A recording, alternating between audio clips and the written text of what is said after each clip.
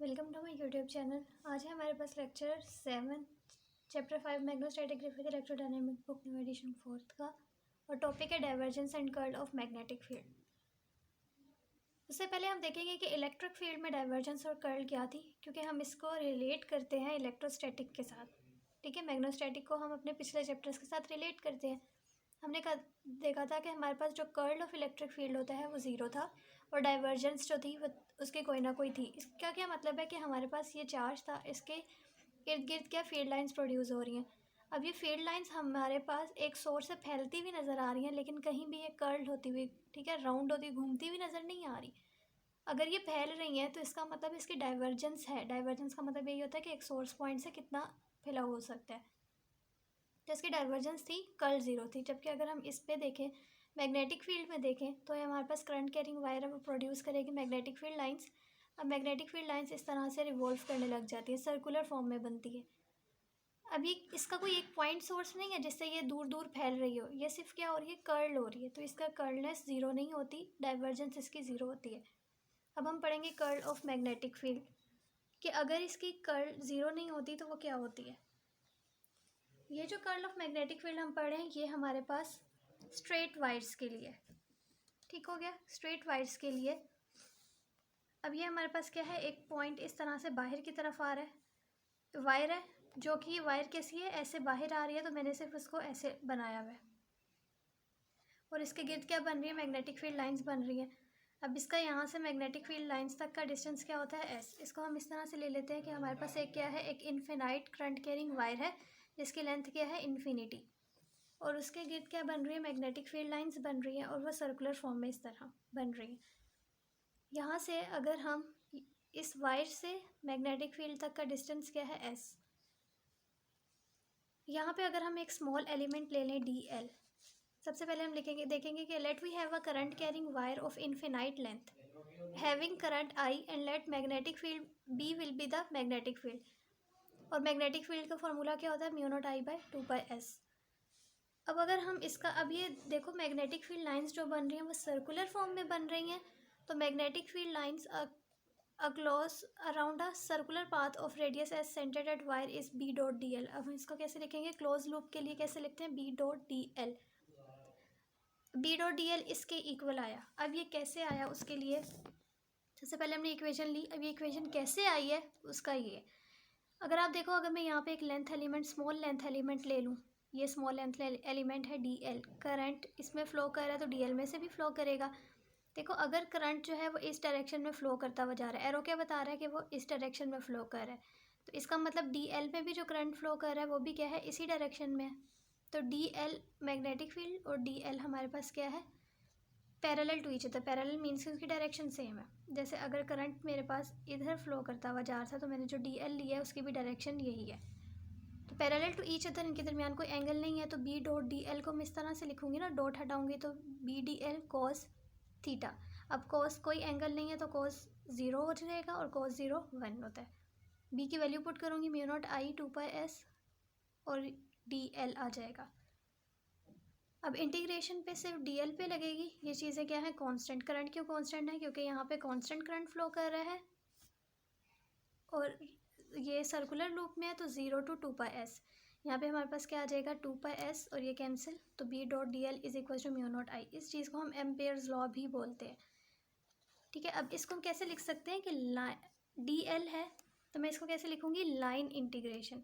Line integration, इसकी वजह से लाइन बोला, इसकी वजह से इंटीग्रेशन, तो line integration of magnetic field along close surface, circle की वजह से close surface is independent of S. यहाँ पे कहीं भी आपको एस नज़र आ रहा है इक्वेशन में, इसका मतलब ये एस पे डिपेंड नहीं करती।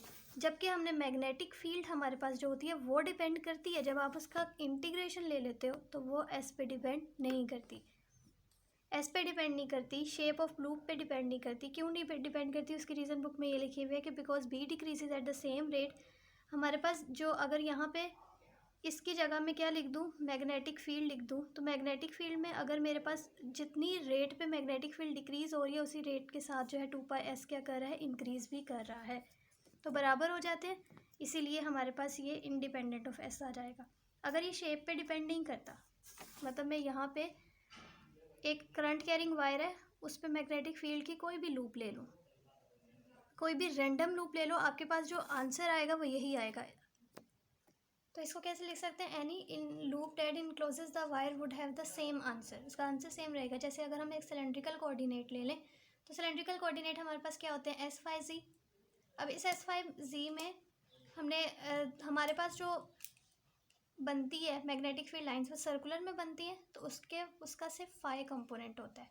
ठीक है, ऐसे बन रही होती है, उसका सिर्फ फाई कंपोनेंट होता है। एस और डी जी क्या होता है? ज़ीरो हो जाता है। ये चीज़ सिलेंड्रिकल कोऑर्डिनेट्स की होती है ना, चैप्टर 1 में पढ़ी हुई है। तो ये चीज़ हमारे पास क्या हो जाएंगी? Zero. B dot D L को मैं कैसे लिखूँगी? बी की वैल्यू पुट की, डी एल क्या आएगा यहाँ पे? सिर्फ ये वाला component S T phi, 0 to 2 pi इसकी लिमिट होगी। ये 2 पाई, ये 2 पाई और साथ इसका ये एस के साथ कैंसिल हो गया। और आंसर देखो B dot D l mu naught I ही आया है। अगेन मैंने अभी बताया था इसको एम्पियर्स लॉ भी बोलते हैं, जिसको आगे हमने अभी पढ़ना है, इसलिए अभी हम यहाँ पे सिर्फ इसका आप लोग ये देख लो कि इसको सिर्फ एम्पियर्स लॉ बोलते हैं। अब अगर हम कहते हैं कि हमारे पास लूप रिपीट करे, अभी हमने यहाँ पे कितनी लूप ली थी? एक लूप ली थी। ठीक है, एक लूप की बात की थी। अगर हम कहते हैं कि हमारे पास एक लूप है, वो इधर से इस पॉइंट पे ऐसे घूम के इस पॉइंट पे आए, जब इस पॉइंट पे आई फिर दोबारा वो रोटेट की, दोबारा रिपीट हुई, फिर इस पॉइंट पे आई। तो अगर हमारे पास लूप जो है वो ट्वाइस रिपीट करती है, तो हमारी लिमिट क्या होगी? 0 to 4 पाई। अगर एक दफ़ा रिपीट करेगी तो 2 पाई होगी, अगर 2 दफ़ा किया तो यहाँ पे 4 पाई। तो आपका यहाँ तक तो आंसर सेम लिखना है, सिर्फ लिमिट्स डिफरेंट होंगी ना। 0 4 पाई 2 पाई की जगह आपने क्या पुट कर देना? 4 पाई। तो आपके पास क्या आ जाएगा? 2 म्यू नॉट आई। तो आंसर क्या आया? 2 म्यू नॉट आई। इसी तरह अगर हमारे पास क्या हो जाए? n नंबर ऑफ लूप्स हो जाए, तो हमारे पास यहाँ पे सिंपल क्या हो जाएगा? n। यहाँ पे 2 क्यों आया? क्योंकि हमारे पास 2 दफ़ा रिपीट किया है, 3 दफ़ा रिपीट करेगी 3, तो यहाँ पे हमारे पास n आ गया, मीन्स कि n 1 2 3 कुछ भी हो सकता है। तो हमारे पास लूप जब जब रिपीट करेगी, जितनी दफ़ा रिपीट करेगी वहाँ उतनी टाइम्स हमारे पास ये म्यू नॉट आई होगा। बाकी जो है वो देखो म्यू नॉट आई सेम ही आया आंसर। वो रेडियस वगैरह एस पे डिपेंड नहीं करता, शेप पे डिपेंड नहीं करता, कोई जो मर्ज़ी शेप ले लो। जैसे अभी हमने सिलेंड्रिकल एक कोऑर्डिनेट लेके भी देखा है। अभी जो हमारे पास यहाँ पे आई है, ये कैसा होना चाहिए? ये आई हमारे पास सिर्फ वो होना चाहिए जो इनक्लोज्ड है। कैसे? अगर हमारे पास देखो ये एक सरफेस है और इस सरफेस से मेरे पास I1 करंट फ्लो कर रहा है और I2 भी इसी सरफेस से गुजरता हुआ जा रहा है और I3 भी इसी सरफेस से गुजर रहा है। ये I4 है और ये I5 है, ये बाहर है लूप के। तो अगर हमारे पास वायर जो है वो ठीक है, अगर हमारे पास कोई वायर लूप से नहीं गुजर रही तो हम उसको काउंट नहीं करेंगे। ठीक है, वो इसमें नहीं आएगा। क्यों नहीं आएगा? क्योंकि उनकी जो क्लोज इंटीग्रेशन होगी वो ज़ीरो हो जाएगी, उसका फाई ज़ीरो होता है। रीज़न ये है कि उसका फाई ज़ीरो होता है, इसलिए उसकी क्लोज इंटीग्रेशन क्या हो जाएगी? ज़ीरो। हम उनको काउंट ही नहीं करेंगे, हम सिर्फ काउंट करेंगे उनको जो कि इस एरिया इस सरफेस से गुजर रही हैं। इस सरफेस से कौन कौन सी गुजर रही हैं? I1 I2 और I3। तो मेरे पास जो म्यू नॉट आई होगा वो आई इनक्लोज्ड है, मीन्स कि आई इनक्लोज की वजह समझ आ गई। अब ये आई इनक्लोज्ड क्या है? I1 I2 और I3। I4 और I5 को हम काउंट नहीं करेंगे, उनका BDL ज़ीरो हो जाएगा क्योंकि उनका फाई ज़ीरो है।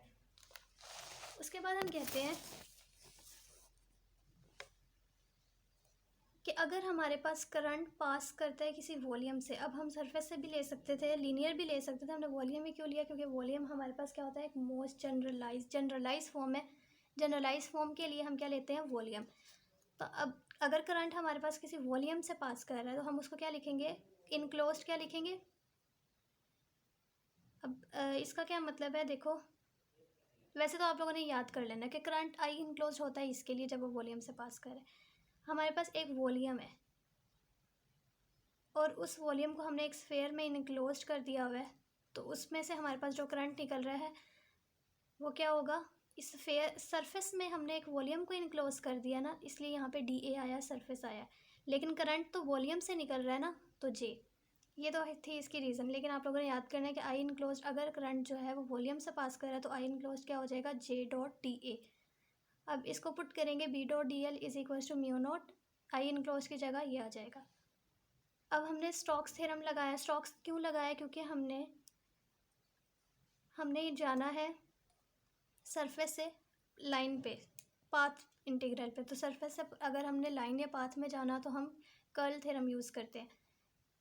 अब डेल क्रॉस बी, ये फॉर्मूला है, ये थ्योरम का फॉर्मूला है, D A is equals to line close integral of B D L. ये तो आप सबको आता होगा, चैप्टर 1 में हमने पढ़ा है।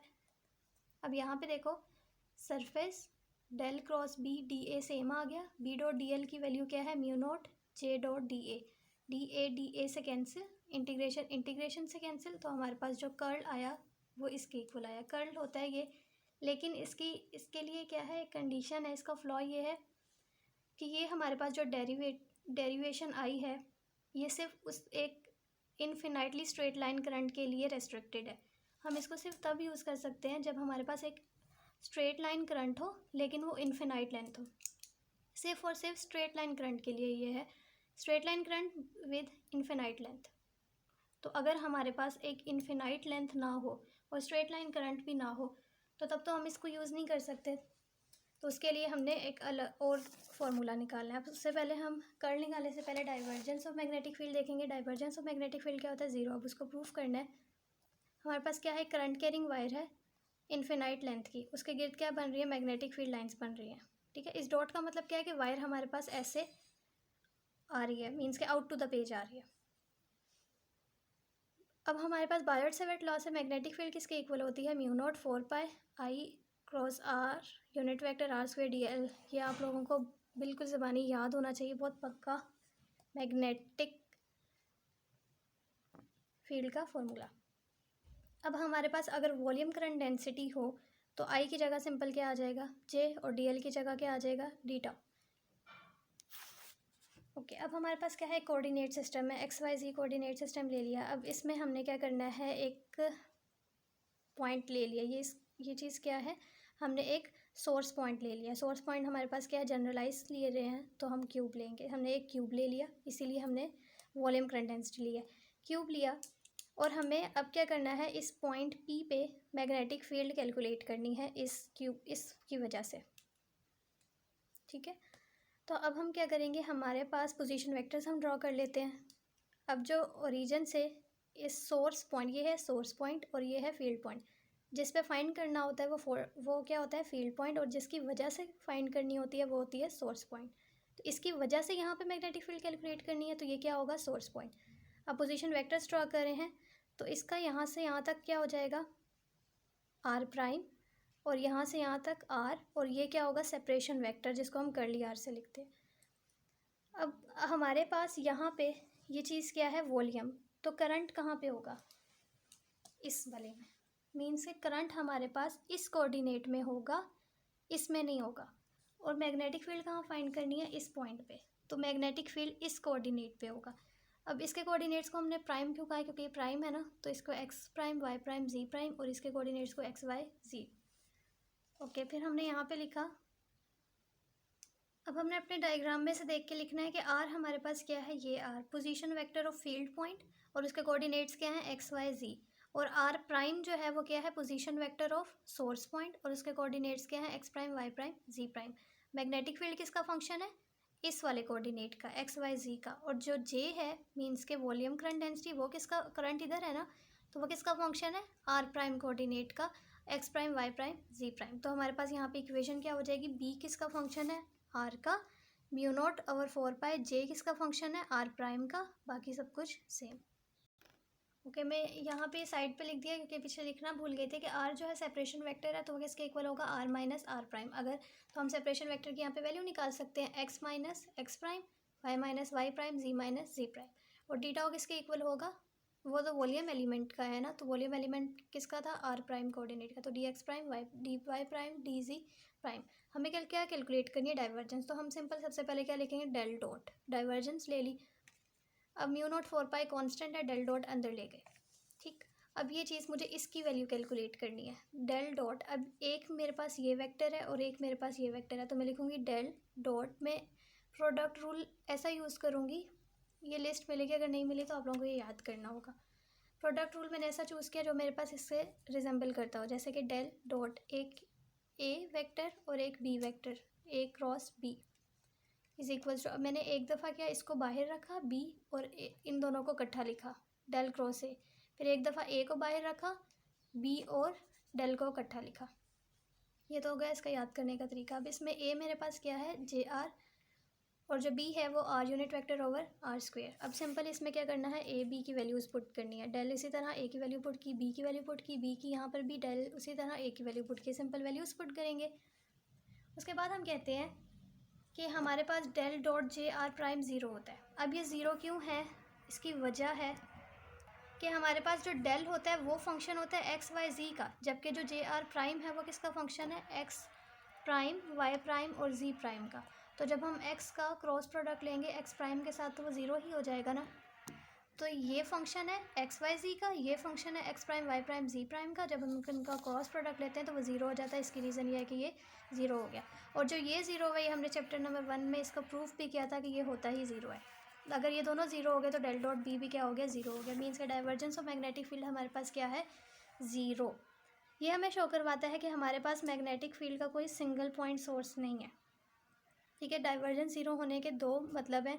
एक तो मैग्नेटिक फील्ड का कोई सिंगल पॉइंट सोर्स नहीं है, दूसरा ये कि हमारे पास मोनोपोल एग्जिस्ट ही नहीं करता। मोनोपोल एग्जिस्ट नहीं करता इसका मतलब क्या है कि अगर हमारे पास एक मैग्नेटिक है, अगर हम इसको ब्रेक कर दें तो क्या उसका नॉर्थ साउथ बिल्कुल अलग हो जाएगा, नहीं। अगर हम जब भी हम उसको ब्रेक करते हैं तो उसका अपना नॉर्थ साउथ बन जाता है। ये दो पीसेस में ब्रेक हुआ, इसका अपना अपना नॉर्थ साउथ बन गया। तो मोनोपोल यहाँ पे एग्जिस्ट नहीं किया। मोनोपोल का मतलब क्या होता है कि एक बिल्कुल नॉर्थ अलग हो जाए, साउथ अलग हो जाए। तो इस चीज़ों का डाइवर्जेंस का मतलब क्या है कि मोनोपोल एग्जिस्ट नहीं करता। फिर उसके बाद हमारे पास आती है कर्ल ऑफ मैग्नेटिक फील्ड।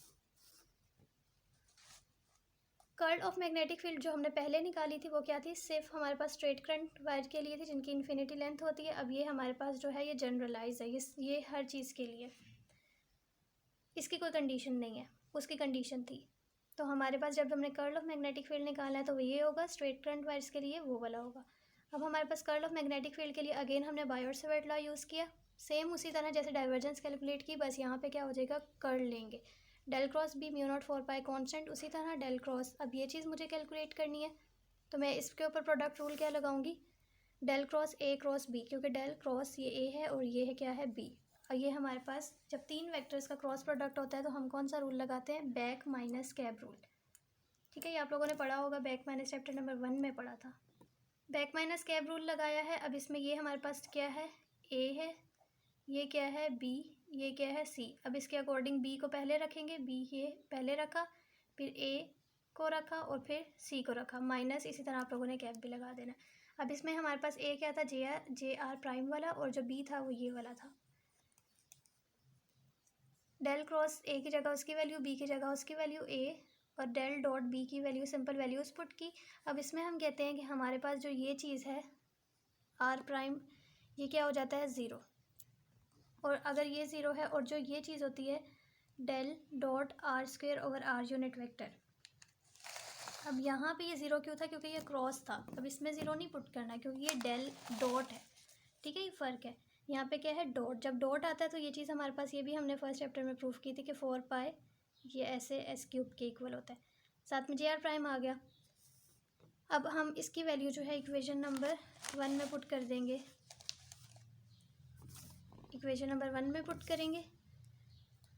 इसकी वैल्यू सिंपल पुट की। अब ये 4 पाई भी बाहर ले लेंगे, जे भी, और हमारे पास इसके ऊपर इंटीग्रेशन, इसकी इंटीग्रेशन क्या होती है 1, तो del cross B is equal to mu naught J. अब अगर आप देखो तो पिछले वाले में भी रिजल्ट यही था, क्रॉस प्रोडक्ट हमारे पास यही आया था, कर्ल ऑफ मैग्नेटिक फील्ड। लेकिन उसके लिए क्या थी, एक कंडीशन थी, इसके लिए कंडीशन ये generalize. I hope you understand this lecture. Thank you so much for watching. अगर वीडियो पसंद आई है तो वीडियो को लाइक करना मत भूलिएगा और चैनल को सब्सक्राइब कर दीजिएगा अगर आप लोगों ने अभी तक चैनल को सब्सक्राइब नहीं किया।